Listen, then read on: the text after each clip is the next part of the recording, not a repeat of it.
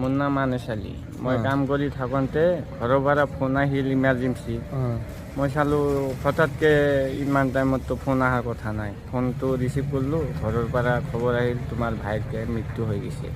মোৰ মামাৰ ল'ৰা মানে। মই খবৰটো পাই পেলাই ঘৰত চাব আহিলোঁ, চালোঁ তাৰমানে পুৰাণ টিন চেঞ্জ কৰি পেলাই নতুন টিন লগাই আছে।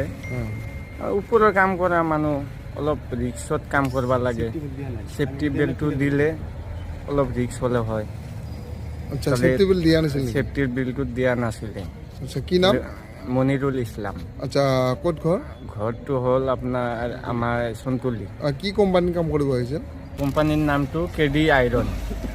ক'ত আছে কোম্পানীটো? ইয়াতে ৰঙিয়াতে। তলৰ পৰা পৰি গৈছে। হা? টিনৰ চালৰ পৰা পৰিছে। কেনেকৈ? টিন বান্ধি তলত গৈছে। তলত পৰি মনিৰুল হক।